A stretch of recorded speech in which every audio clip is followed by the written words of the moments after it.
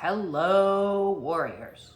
Welcome to the You Movement. I am B, and as you can see, I'm having a lot of Kriyas, and the last 12 hours have been all kinds of cuckoo. And I'm forewarning you that this video could be slightly discombobulated because this is very discombobulated. So I, as you know, have been showing you a real-time look of what a Kundalini awakening looks like. And so this continues. I am certainly not looking in my glowed up state at the present moment in time, looking a little bit worse for wear. Need to have a shower at some point to cleanse off all of the cuckoo. Let's see. We have Mercury in retrograde. We have solar flares pummeling the planet. We have heat waves and crazy weather. We have a whole bunch of other astrology that's happening that is like, whoa! Yesterday, as I was, or it was Wednesday, I was with the Spiritual Warriors Support Group open discussion meeting, and I get songs downloaded into me, and what came in was Pink's song, Get the Party Started. I think that's what it's called. Yeah, the party is started, people. And it's a messy party.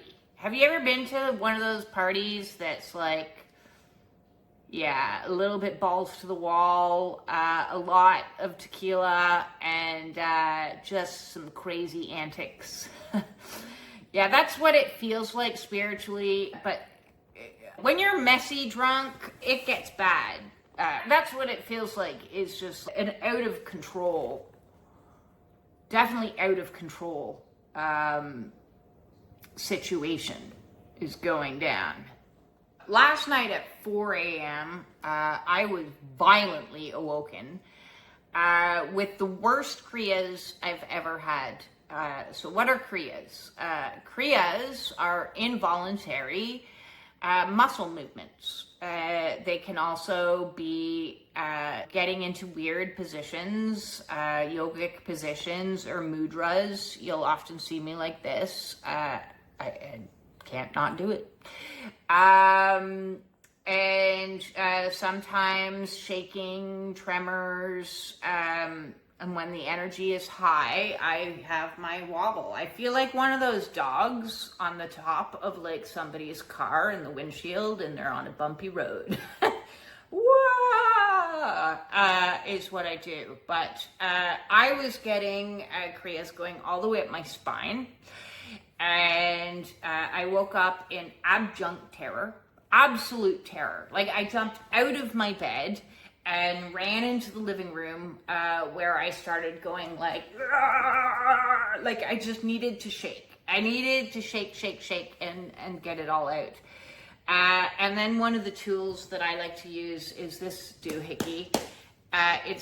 It's dense. It's filled with mugwort herbs. And when I've got congestion, I was clearing some energy. And when you go into like spontaneous healings, it can be a little bit disorienting for the mind, or very disorienting, because let's talk about how trauma gets lodged in your body for just a brief minute. You have experiences throughout your life, and emotions are energy in motion, and trauma is energy been blocked, no motion.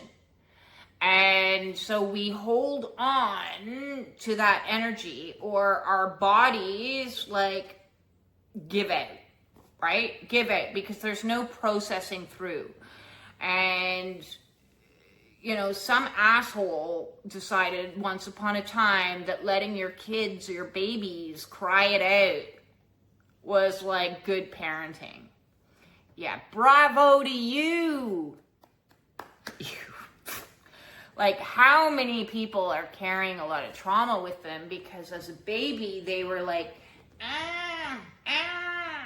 and after like 8 hours and nobody came, their little bodies went, So all in their bodies, those muscles, little baby muscles, were clenched and tight and sore until there was an absolute collapse. The nervous system gave out and basically went into freeze or disassociation, but like nobody was studying babies and the health of babies until they started realizing that babies were dying in foster care situations and adoption homes where they are left neglected without any physical touch. Because when a baby is crying, a healthy parent, a parent that didn't listen to the indoctrination of that moron, I believe it was Dr. Spock, which goes to show you not everybody that has a doctor in front of their name knows what the hell they're talking about. In fact, many don't. And what it's been proven to show is that children thrive when they cry and are picked up. And what happens when you pick up a baby is you instinctively rock them. You rock them, so there's movement. And so you're training their nervous system that they are safe and that everything's going to be okay, and they're held, and mama's got you, or dada's got you, and it's okay. You cry, you stroke their little backs, and it's like, you cry, you let it out, little one, mama's here, mama's got you. I can remember countless nights doing that with my little one because my baby slept beside me where I could be there immediately if he needed something, because I believed in doing everything opposite to the way that I was raised, which meant the family bed, the tribal consciousness of understanding the benefits of the family bed until he was old enough to have his own bed. It's actually kind of cute and funny is like I was given a cot and I painted it all up and it looked so cute, and it was like all the spindles I made different colors. It was a nice rainbow little cot, and he literally spent 1 hour in that thing, and that was the rest of it. I was like, nope, you're gonna be right here next to me so that if you need regulation, of course I didn't use these words, but I was like, if you need me, I'm here. You need some food, I can roll over. You need some comfort, my hand is here. And I used to hold his foot. That's what I used to do. I'd just hold his foot like for 2 years until his foot grew away and I couldn't hold it anymore.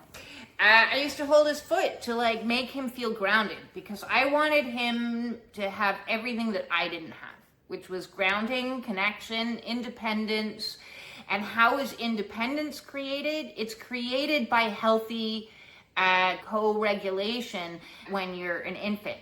But if you're born to parents that, for whatever reason, lack the capacity to intuitively know how to parent, and instead maybe overwhelmed for any reasons. So the story of my adoption goes, my birth parents were very young. I don't know exactly how old, 18, 19, 20, 21-ish. And my birth father rented a room in Toronto from my birth parents' house. And I guess he wanted to get the party started. And a baby was created that was unplanned for and probably unwanted. And oops, we got a situation on your hands. And back in 1972, there wasn't a lot of options available.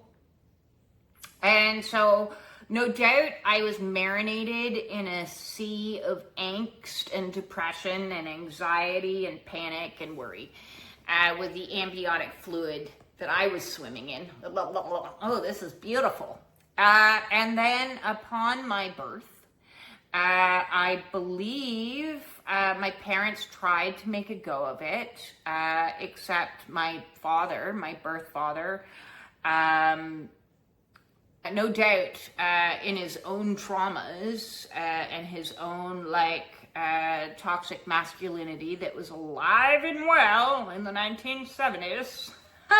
We look back now and see some things that were filmed in the 70s and we're like, ooh, that didn't age very well. But that's a side note. He decided to go get high on PCP and sexually assault a woman in a parking garage and then get charged and go to prison. So he wasn't available to hold me and comfort me and protect me and care for me, which left my mother, kind of up Schitt's Creek in a difficult predicament, being a young woman. And so I guess she thought it a smart idea to find another man as swiftly as possible because that was toxic femininity, right? If I can't have this man, I better quickly move on to that one. And lo and behold, she found herself pregnant again, and I would have been about 18 months-ish, something in and around there. And her mother had died, her father was an alcoholic, and her life was falling apart. So she decided it was in her best interest, because she couldn't handle two kids with no man. I guess that man fucked off too.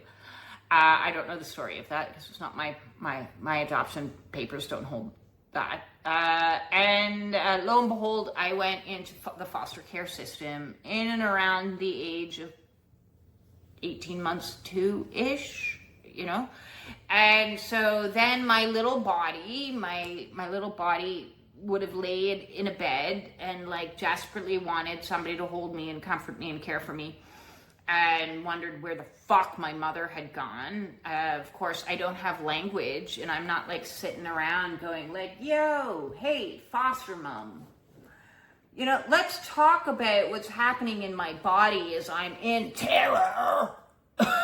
That wasn't happening because you're just a little kid. So oftentimes, trauma that exists in you when you're just a little kid has no way to release, because trauma that is witnessed, and I did a video about how vitally important it is for your victim to be witnessed 2 days ago or something like that. Trauma that is unwitnessed, no compassion, no care showed for you. And I don't know why, society had this notion that kids are resilient. They'll get over it. We'll just up them out of their family and drop them with another family, and they're resilient. They'll be fine. They'll get over it. Daddy left and got divorced. They'll get over it. Mommy's an alcoholic. They'll get over it. Kids are resilient. I'm fine. I always love it when people say, I have no trauma.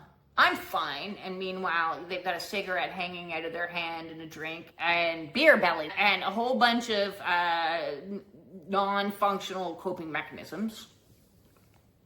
But, I'm fine. I was hit as a kid and I'm fine. Yeah, the fact that you lack compassion to other people shows you're not actually fine. But thanks for that insightful meme.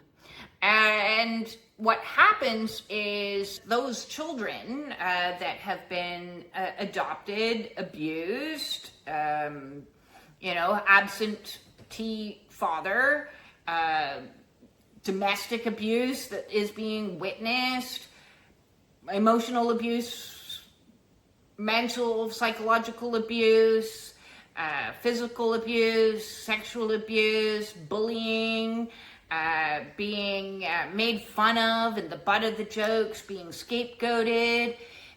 There's 101 ways of how to do dysfunction. And I think most of humanity is mastering dysfunction very well, and that's our legacy, our lineage for thousands of years. Thousands! It's not just all of a sudden, we're a new generation and just our generation was traumatized. No, it's a generational trauma. You know, just the wound of sexual abuse, for example, has been passed on to generation to generation to generation, right? For hundreds of thousands of years, this kind of stuff has been going on. And the repression of emotions because of this ridiculous level of consciousness that says if we just leave babies to cry, they're going to be fine, is the source. Women 500 years ago, wealthy women anyways, didn't even breastfeed their own children. They would get a wet nurse because they were too busy doing their embroidery, you know, priorities. And so we have trauma in our little bodies that has no way to release, and so that is held in the muscles and the fascia, and it's like if you constantly go through life with your fists clenched. Okay, just do that with me now. For the next minute, I want you to just clench your hands with me, okay? So I'm gonna talk for about a minute when we've got our hands really clenched. And we're going through life and we are experiencing trying to be resilient. Our nervous system is learning coping mechanisms and often going into a fawn or a fight or a flight. And then this is how we cope through life. So at this point, your hands probably are getting a little bit sore. And so you're like, ow, I feel pain. I don't like this pain that I'm in. Still, please hold your hands. I don't like this pain that I'm in, so I'm going to drink this alcohol because, man, it makes my hands hurt a lot less.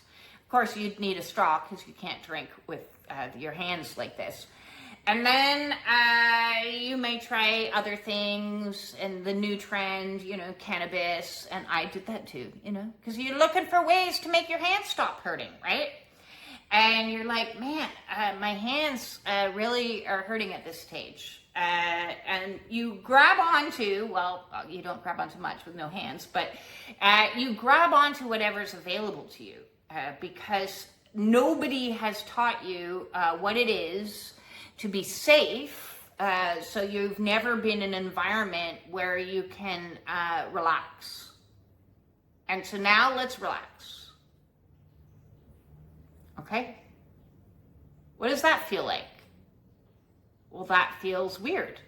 It feels uncomfortable as the blood supply slowly goes back into an area that was constricted and cut off, like locked up. It feels weird. So you might be like, oh, geez, I gotta move. If I move my hands, that feels a lot better. And so what happens is when we've been clenching any particular muscles for too long, it kind of just develops as this is my way of being. So my first question to you is, how flexible are you? Like physically, how flexible are you? Can you touch your toes? Do you have back pains and aches? I have since 12. Do you, have tight hamstrings, tight glutes, piriformis syndrome, tight shoulders? Maybe you're holding it in your shoulders. Tight jaw. Clenching. So what happens is we stay in a prolonged state of clench for an extended period of time, and then when on this awakening journey, what happens is Kundalini works its way from the inside, since we've long forgotten how to relax, and Kundalini's like, okay, I need to clear this density out. So it starts like moving around and like bumping up against the dense, constricted musculature and fascia, and starts going bang, bang, bang. I need to move my way through. I'm doing it like it's like a big snake. Moving my way through. And when this happens, it's going to hit upon the trauma, the energy that was never processed. And so when that happens, stuff bubbles to the surface and needs to be like released. And so if you've not been able to do it yourself using the power of your mind, which many of us cannot do, Kundalini's like, right, I'm going to do this for you. I'm going to like push from the inside to get these blockages out. And then we have Kriyas. Or then we have nausea and start vomiting, or then we start peeing a lot, or then we start sweating profusely, because we're detoxifying these dense energies, and the muscles need to go through a state of allowing the blood flow to come back in, right? And as that does, you'll experience a lot of physical pain and discomfort. And when they're releasing, there's an emotional imprint that's attached to the trauma. And that imprint is locked in anger, frustration, rage, terror, fears, sorrow, grief, you name it.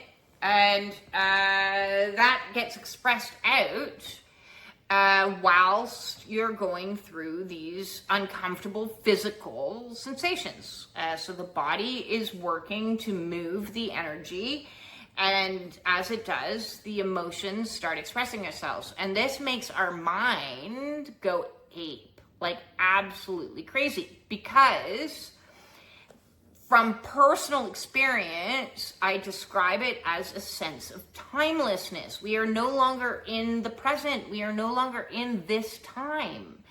Our trauma is the past. Now, that is not to say, do not misconstrue what I'm saying. That is not to say it's the past, let it go. I'm saying it was created in the past environment. So it is not created in the present. So while we are experiencing a past emotion that is out of alignment with our present circumstances, but our mind assumes and makes the calculation that, oh, you're experiencing sadness, there's something in my world today that's making me sad. Because that's what the mind does, is it tries to read the energy and make sense of the energy so that it can find solutions to the problem. Only the mind is not understanding that what is processing through is your 2-year-old you, or your 5-year-old you, or your 37-year-old you. Because it's the trauma that you experienced. And so our minds are unreliable, become very unreliable in this timelessness state. And they may go into taking this piece of information and taking this piece of experience and turning it into a math equation that's wrong, right? So it's like 4 plus 7 equals 35, and that's not what 4 plus 7 equals at all. So we need to take into consideration what is real, what is true, what is valid for the now, while we are processing what is true and real and valid from the then. And this disconnect between these two times, right? So we're multi-dimensional. We're also now multi-time lines. And listen, I'm not an astrophysicist or anything like that. Math is not my forte at all. So I'm not speaking through the lens of this. I'm speaking through the lens of experience. And this timelessness is terrifying. It's scary. It's destabilizing. It can be very confusing. It can lead to paranoia, panic, like psychosis, kinds of thoughts, because you're misaligned from the past and the present. You're in the past and you're also in the present at the exact same time. And make it even more complicated, your soul self, your higher self, is in the future. Be going, I need to get you through this so that you can get to where I need you to be, where you should be, where you should have always been had those traumas not happened to you. So it's like being in 3 different timescapes at the very same time, which is crazy making to the mind. And what is happening is like a computer that's spinning out. The mind is like, can't compute, can't compute, can't calculate. So it keeps throwing out wrong answers to you. And for me, because of my experiences as a child being moved multiple times with my little blue suitcase with flowers all over it, man, I was scared of that suitcase. I was moved around because I went to multiple different foster homes before I got to the place where I was all of a sudden, had a new home. And I've had to move multiple times in my awakening process to trigger the fuck out of these inner child wounds and train the mind to bring the woundings up and out and bring the nervous system into today. Today I don't have a blue suitcase with flowers on it, and I'm not being moved to somewhere that I have no power or control over my beingness, even though whilst I'm having these trauma releases, I'm in what I call child mind. So my child mind is freaking out, going, how am I going to pay rent? What am I going to do when I get there? How am I going to work? And so these types of intrusive thoughts regularly have come up for me in the last few years.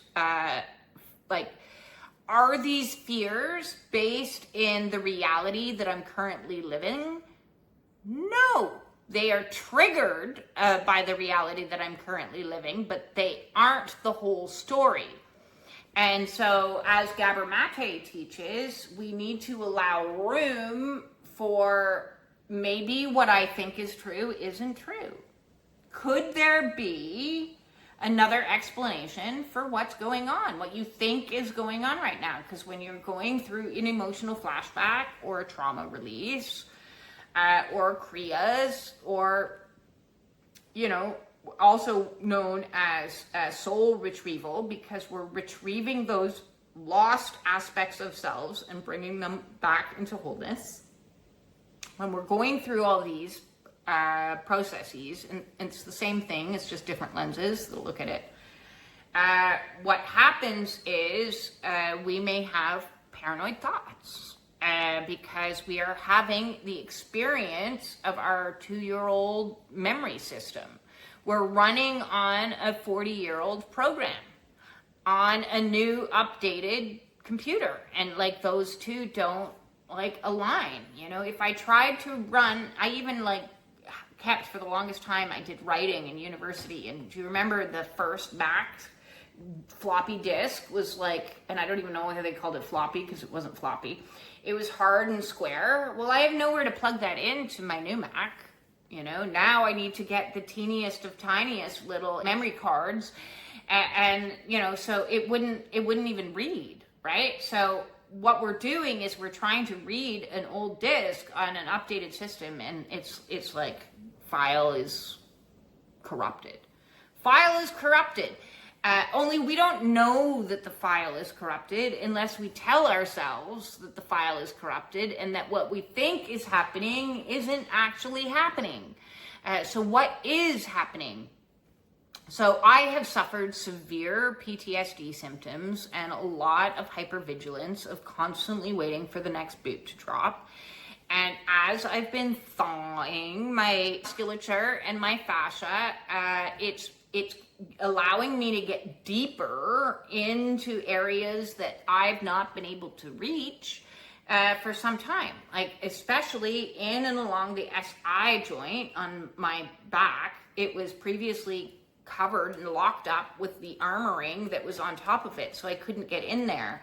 And so for the last 4 months, I've been routinely getting massages, which I highly recommend, and fascial stretching and trigger point therapy. I've been doing trigger point therapy since day one of my awakening. And because each time I'm getting further and further into tissue that was previously locked away. So I have my own theory that might disagree with a lot of health and wellness, weightlifting guru people, which is don't build muscle until you've released the trapped trauma. right? Because then it makes it harder to get into the muscles if you got a lot more muscle on top of the area that you're that's holding on. So I have not done a lot of muscle building, muscle work, strength training, and that also could be why Spirit conveniently screwed up my knee, so that I couldn't do Taekwondo and I couldn't do my strength training, which is what I thought I was ready for, because Spirit knew and I didn't, but Spirit knew, oh, come July, we're going to get into areas of the SI joint that have been previously locked off to you, unable to get to because of all the armoring of the traumas on top of it. So it's like trauma on top of trauma on top of trauma. And you got to keep working at it and peeling off the layers to it to get into the really deep stuff. And then on top of all my trauma was all this thicker skin that I had developed to handle being mocked and laughed at routinely. So it's hard to get into the areas of your body that are holding the trauma if it's all covered up with extra muscle, fat, and inflammation.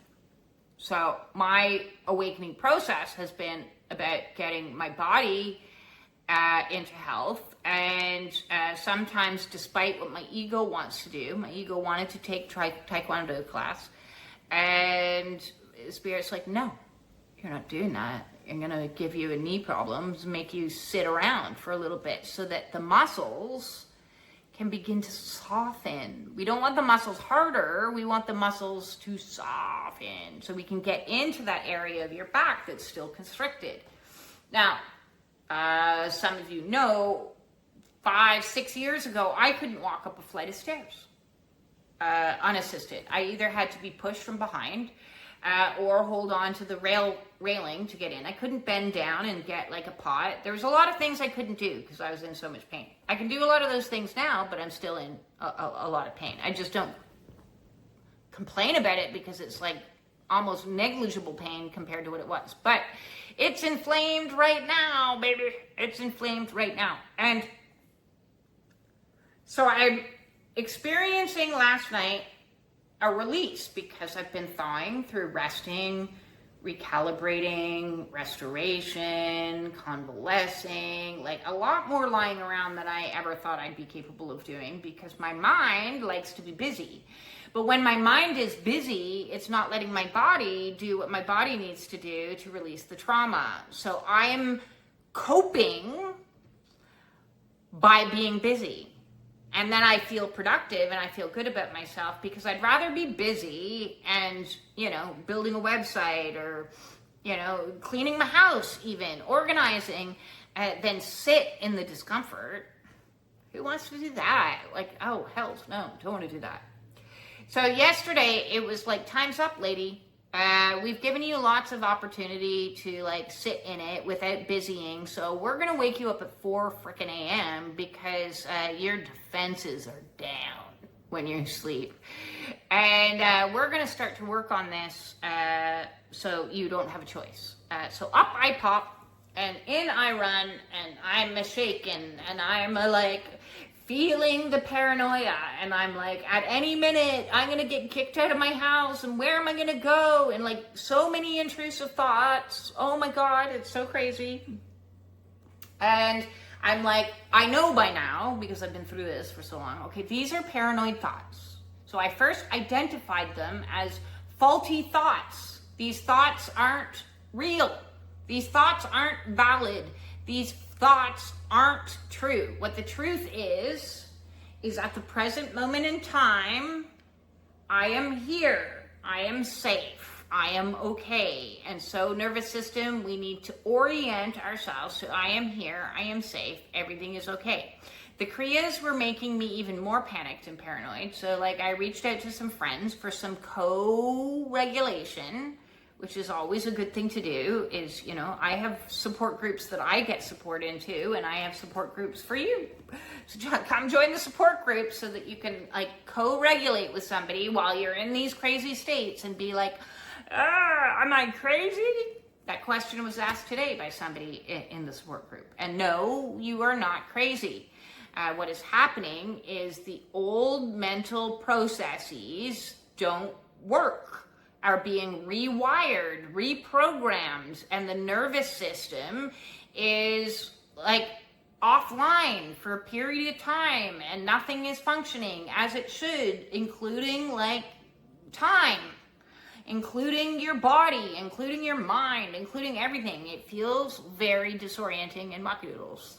Like, you ask, am I going crazy? Maybe I'm going crazy. Am I going to be crazy? Am I schizophrenic? I've asked that question before, as I've been like, oh, out in La La Land, and I'm like, no, you are not. So another tool that I've often used is go and re-listen to like some Craig Holiday videos or some Christina Lopes videos, or from Kundalini Awakening, Embodiment Kundalini. I always mix those up. I'm so dyslexic with her name.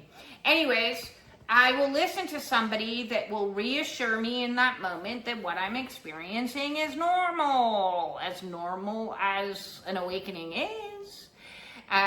So other resources that you could look at would be Gopi Krishna's rendition of his awakening.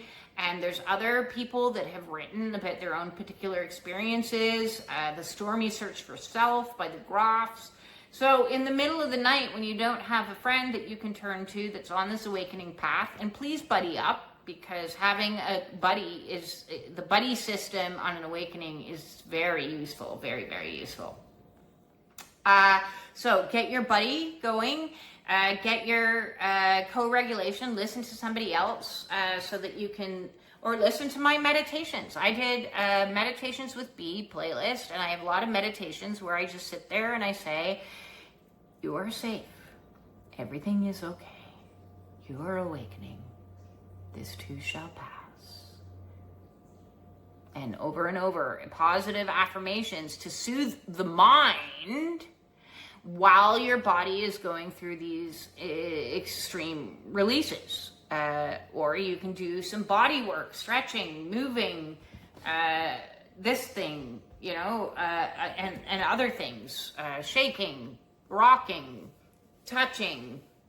I love somatic movement, just lying on my hip, because it's my low back. So I like lowing and just rocking. Oh, it's okay. It's okay. This too shall pass. And it may not pass for an hour. It may not pass for a day. It may not pass for 3 days, but it will pass. It 100% will pass. And it already feels like it's like shifting. It's moving its way out. But while I was in it, it was very, very, very terrifying. It was releasing the energy that is terror. The terror locked in the body of a woman that originated in the time that she was a very young child and displaced from her home and her people. And in this awakening, I've been displaced and removed from my people. And all of that has been divinely orchestrated on this spiritual awakening to trigger the fuck out of me so that I can get this trauma out. Get it out. I don't want it. And that's the best blessing about these horrible experiences, is the reminder that this is coming up to be released, not coming up because it's becoming your new regular state of being. It's coming up because we're healing it. And we're healing at an accelerated, rapid rate. Like, just look at me. Like, I look back at the pictures of me 6 years ago when I was obese and, I'd have a drink in my hand and I'm like, I don't even know who that person is. Because that identity doesn't even exist. The party girl, the smiling wife pretending everything was fine. Like, so many identities of mine, have just collapsed. And then I was talking in yesterday's video about how even more identities of mine are collapsing because all of those identities at once time were their primary job was to hold in the trauma. That was their job. They were on guard to prevent you from feeling what you were feeling. So the one that was fawning was like, I don't want to feel the reality that I am being abused. So I am going to instead make everything better by cooking a big meal and cleaning my house from top to bottom, and then everything's fine, right? Isn't everything fine? Or the binge drinker is, I don't want to feel the anxiety of this deep-seated wound of unworthiness in me, and so I'm going to drink this alcohol to give me liquid courage so that I can socialize with people and feel acceptable. Because if they saw the real me, they wouldn't like me, and they'd, call me a freak, and it would be bad. But if I can crack a joke and call myself a freak because I've had one too many drinks, then I'm in control of it. Or perhaps it's the love-sick, woman who loves too much archetype, the femme fatale that's always looking for the next dude to reel in, so that she can feel about herself as love. Like, you're going to give me love, right? Because I've got this big empty hole of lacking love. And so if I land myself a man, he can fill that hole. Never realizing that no man will fill that hole, or woman, depending on your sexuality. Nobody else is going to fill that hole. That hole you need to go into the hole. You need to go into the hole, and it's dark in there and scary in there. And I know all about it, and you need to pull it out. And I kind of imagine it like a big sock, right? In your heart space is a big sock, a void space, a black hole, and you need to go into the sock and grab the end of it and pull it on out. And as you do, all the little stuff that's on the inside of the sock gets exposed, and you deal with, and you're like, oh, okay, maybe I don't like socks anymore. Maybe I should go barefoot. Bum. Okay, that was a bad joke. But anyways, you gotta laugh through this process, or you will go insane.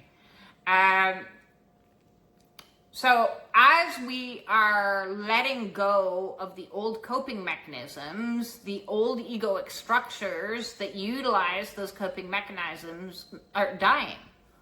It is the dying of the old, over and over and over again. And it's challenging. It is very, very, very challenging. I gotta say, this stuff that's surfacing it's hard. But I'm kind of at the same time a wee bit grateful, because I don't want to be a fearful person. I've lived my life in fear my entire life, and I've repressed the terror deep within me that I became disconnected and disassociated with myself. And so now I'm in this energy of, I want expansion, not contraction. So everything has been in contraction. I want expansion. I want softening. I want flow. I want flexibility. I want joy. I want bliss. I want sensuality. I would like some of that. I want to feel the good that life has to offer, but I can't fully feel the good if I'm still wearing the masks and carrying the trauma of the old imprinting. So the old needs to be cleared out, and the fear needs to go. And so it's learning how to navigate with your nervous system as your GPS. And there have been many a times on my awakening that my GPS is like, warning, this is a no. And then there's other times where my GPS is like, go, green light, go. And so we are relearning when it's go and when it's no, through these triggerings of what is happening in our present day that is reliving and releasing what happened in our post day, so that we can navigate the world from a place of greater lightness and greater peace and all of the things that we want. So the fact that I'm getting poked and prodded and situations are coming in, like I was like, I want to go to Kripalu, I'm going to push through this fear. And I was like, my nervous system cannot handle a 7-hour drive right now. It cannot handle a 7-hour drive. My old way of being would have been push through. You can do it. Injure myself even more, re-traumatize myself even more, and tell my body, fuck you, I'm going to do what my ego wants to do. And now I'm like, no. Mercury is in retrograde, and the retreat is booked on the new moon. And if the new moons are anything like the last few new moons, I'm not going anywhere, is where I'm going, because another panic and paranoia is that I'm not going to be healthy enough to go to Croatia. I'm terrified about that because I keep having these releases. And the last thing I want to do, and listen, hypervigilance isn't based on reality. Fear isn't, based in the present. As I said, it's based in the past. And so I'm getting triggered from suitcases and moving and the unknown and unfamiliar, and what am I going to do when I get there, and how am I going to control my emotions if I'm releasing, if I'm in this state of doing things. So I made the decision that my retreat is to retreat from retreating. I am going to do what Mercury retrograde demands of me, what these energies are demanding of me, which is to lie down and process through this stuff, on the hopes that come October, I will have released enough fear and trauma and old programming so that I can go on my trip and not lose a whole bunch of money. Because this trip to me is kind of like it's kind of like Mecca, really, to go meet Gabor Mate and like study in a small group of people under Gabor Mate, for me is like, it's, so I really want it to happen, but there's been many times on this awakening process that I've really wanted lots of things to happen, and they haven't happened because God knows better than me when things are meant to happen, and if there's more work to be doing. And I've foolishly let my ego, it falls down, it gets up again, this Chumbawamba song. I get pushed down, I get up again. Like that's one of my songs on my playlist. I have fun playlists to motivate me. And so if I am going to get to that goal, I can't bypass to that goal. I can't push through to that goal. I cannot do anything except surrender to what is coming up and clearing out, and pray that, if this is meant to be, it will be. And if it's not, it's not. There's a lot of accepting that what you want and what you have are two different things, and what you want may or may not come. It's like Schrodinger's cat. I don't know if you know that reference. Schrodinger was a scientist dude that put his cat in a box and was like pondering, is my cat alive or dead? I can't see my cat, therefore my cat could be alive or dead. My cat is both alive or dead. So there's a lot of that in this awakening process is, I am both. The possibility of that happening and the possibility of it not happening. And I have to be okay with either possibility. I have to be okay and not emotionally attached to any outcome. And that is challenging because our ego itself wants to manifest our greatest reality. Yeah, I wanted to manifest a career like that. That's a bit of a joke. But, I wanted to manifest lots of things that didn't happen yet and haven't happened yet and may actually never happen. I wanted to keep my house because I wanted to provide my son with a place to live. That wasn't in his best interest and it wasn't in mine. So it was taken from me. So what is meant for you ultimately will be better than what your mind can create. Because as I said, your mind and body are here, but your soul self is in the future, already manifesting your highest and greatest, right? So before I got here, soul self was already off figuring this location out for me as my rest place for a year.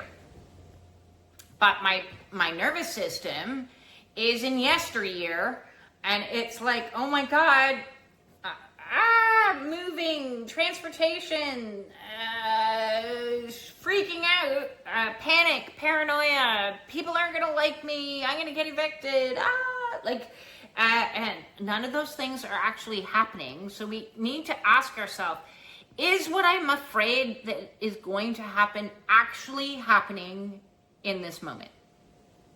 And if the answer is no, it's not actually happening in this moment, so there's a difference between receiving a legal letter and thinking you're going to receive a legal letter. And many people will receive legal letters on this awakening as many people will be fired, many people have faced homelessness, many people have lots of things, but they deal with the reality, not the fear of it happening, right? So those are two different things. One is dealing with what is happening. The other one is dealing with what happened. Which isn't to say what happened wasn't real. It was real. It's just not in alignment with time. That there's a time distortion. And so this is what gets complicated and confusing, and why people can get a little bit addled. And I've had many rounds of being completely addled, and it's very scary. It's very scary. When my mind is functioning, I am witty, I am smart, I am capable, I am all of these things. And when my mind is 2, it thinks like a 2-year-old.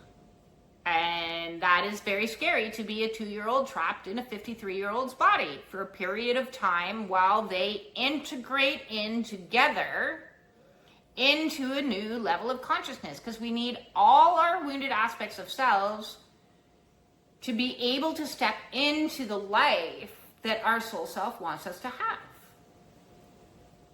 So I wanted to hop on today and show you, a spiritual awakening. Looks sweaty, looks messy, looks disorganized, looks like undone dishes, looks like Kriyas. And, if you need more information on that, go check out Craig Holliday's videos about Kriyas, or I saw some other guys, and his was amazing because he actually filmed his Kriyas, and I was like, whoa, those ones are intense. Because a lot of what his Kriyas were doing was realigning his whole skeletal system, which I have experienced, of things cracking into place. It's kind of like Kundalini is an interior chiropractor at time, and you will go through huge physical adjustments and hold weird positions because you're cracking yourself into the position that your body should be in. And my spine was way out of alignment and needed to get back in line because it is the antenna to the divine. There's a lot of poetry in there. So if you are experiencing pain in the body, energy running through the body, tingles, muscle knots, muscle tears that prevent you from doing certain things, don't be all up in your ego going, oh man, I wish I could do Taekwondo. Try as hard as you might to be oh, I'm supposed to rest now. This is more feminine energy coming into the mix. And I have felt a huge shift, and I think this is the nodes that is about to shift in July, of bringing in another influx of feminine energy for me, which is fabulous. I haven't been able to be in my feminine energy fully for years, because I had to be in a get ready, fight. My nervous system was in fight. We got a battle. And, it really, what's amazing about when you go through the thawing process of trauma is you realize what you've been through. You finally give attention and pay attention to those wounds, so you're no longer negating them, and it's holy crap, I've been through a lot. That was crazy. You know, I used to whitewash over the fact that I was adopted because everybody treated it like it was no big deal. Society treated me like kids will get over it. Adoption isn't a big deal. It wasn't until the workings of somebody like Gabor Mate that talks about his own experience being ripped away from his mother in Nazi Germany. And that was only for a couple of months, not the rest of his life. And the trauma that holds in his body that he experienced and understood. So thank you, Gabor Mate, for drawing attention to the fact that adoption is traumatic. Because my whole life I was like, yeah, I was adopted, no big deal. Because everybody else treated me like it was no big deal. And if you're being abused, I guarantee your abuser's treating you like it's no big deal. And I was told to get a thicker skin to deal with the abuse, or here, take this medication to deal with the abuse, or here, smoke this or smoke that, or like drink to pretend it's no big deal. Everything's fine. Everything's fine. It was like tap dancing through life, pretending everything's fine. And then you go through your awakening and these trauma releases, and you're like, man, everything was not fine. Nothing about that situation was fine. That was all kinds of fucked up. Like, it boggles my mind. It boggles my mind, which is what it's supposed to do, how long I lived in abuse. Because I couldn't see it as abuse. And then when I did see it as abuse, it took me years to escape because I couldn't see the severity of my abuser. For the longest time, I was like, he can't be that bad. And then I'm like, sitting there yesterday, lying in my hammock going, holy fucking shit. That dude was a psychopath. Like, what? How did I survive somebody like that? No wonder I had to be a flippin' warrior. To survive that, to survive a master manipulator who did just the most insane shit ever. Like, how did I even survive that? That's like crazy. No wonder I had to become in a fight response. My nervous system saved my flippin' life. And the warrior was born. My inspirations were, I don't know if you ever saw the movie Tank Girl. It was a little bit obscure and out there, but she was like this punk rocker chick. And I was like, yeah, I'm her. I'm Lori Petty. I can do this. Or the movie, The Girl with the Dragon Tattoo. Well, I am the girl with the dragon tattoo now. Like, don't fuck with me. That's not going to go over very well. I saw those movies many times, and she was great inspiration to me. Because that's what it required to escape from these situations that were so highly traumatizing that we then gaslighted ourselves to pretend that weren't traumatizing, and then we got into ill health and wondered why, because the body keeps the score. Talked a lot about this in yesterday's video. But that is today's video. I am going to go continue my convalescing and let these muscles soothe and orient myself to the reality that in this moment, everything is okay. In this moment, I am safe. In this moment, nothing is wrong. And I'm going to allow my body to keep purging the fear because, please God, I purge enough in the next few months to be able to move again and go on holiday and pack a suitcase and move myself to Croatia for 10 days. So with that all said, I'm sending everybody lots of love because ego death is like in the air and everybody's being really hit hard, whether it's through all the heat that is here to poke you, to make you uncomfortable. So thank you, heat, for doing what you need to do.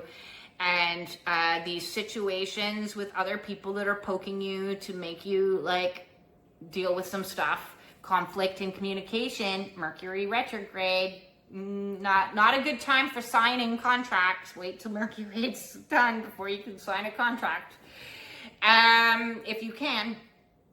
And I am sending everybody lots of love through this very triggering time, through this very, very difficult, challenging, brutal time. If you need help, reach out. If you need help, join the Spiritual Warrior support groups on Wednesday evening at 7:30 p.m. Eastern Standard Time for an open discussion forum about all of the stuff that you're going through.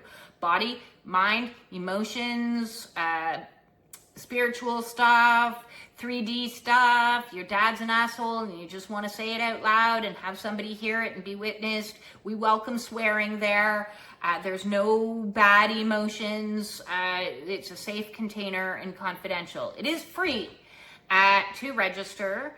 All I need is your email address, and I add you to the Google Meet link, and so that it pops up on your iCalendar or Google Calendar, and there it is every week, and you can choose to enter the door or not enter the door. It's up to you. It's an open meeting, and if you would like to donate and have the capacity to donate, all donations are greatly appreciated, like beyond belief. I'm like, woo. Every single donation I receive from everybody is like, I absolutely love you. Because my mind is like, how the hell am I going to survive? Keep doing this. Fridays, we have our Spiritual Warrior support group Enlightenment book meeting. And now, don't be scared about all the Enlightenment book. What we do is I read one segment of the Tao Te Ching as an inspiration for our discussion. Where that usually goes is right back into open discussion, but there does tend to be a little bit of theme, and it's just a small little teaching for us all, including myself, to learn on the way. Now, this small teaching takes about 10 minutes, and then we get into the regular, you can talk about the teaching and how you feel it's influencing your life in the present moment, in the past moment, in the future moments, or you can talk about how you think your dad's an asshole. As I said, it's all welcome. Please join us. Again, free registration, and just need your email. So email help@theyoumovement.com or use my contact form on my website, theyoumovement.com. And get in touch and get registered. With the Spiritual Warrior support group meetings, you will also gain access to a private group on Telegram, so you guys can chat amongst yourselves, so that you have community, so you can have buddies, the buddy system, so you can be like 8 o'clock in the morning, oh my God, I'm freaking the fuck out, and then somebody from somewhere else in the world, maybe not me, maybe I'm asleep, will say, hey, it's okay, I got you, you want to chat? Right? So that group is only for participants of the Spiritual Warriors support group meetings that are held on Google Meet now, as opposed to Zoom. It's much better quality film.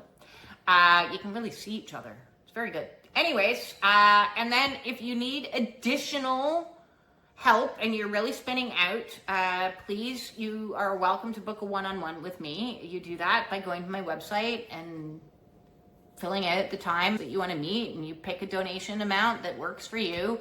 And I have 3 price points recommended based on your income. It's an honor system. So you're like, well, I'm not making an income, I'm going to pay the bottom price. Okay. You don't owe me any explanation. You don't have to apply. You don't have to tell me anything. One of the things that really annoys me in therapy settings is they hand you a quiz and a questionnaire. I'm going to hand you nothing. Okay. Because you can share with me what you want to share with me. And I will hold space for that. I'm not going to drill you on your all life's history. I'm going to be there to talk about the particular issue that you're dealing with, whatever that is, and if you want to just come on to have somebody hold space for you while you scream for an hour and tell me that your dad's an asshole, I can do that too. That's okay. You're not telling me I'm an asshole, so I'm fine with emotions. Because I've been processing through emotions so dramatically for the last 5 years, almost coming up to the anniversary of my Kundalini, I really have a huge capacity to hold other people, their emotions. They don't trigger me. So yes, lots of love, peace.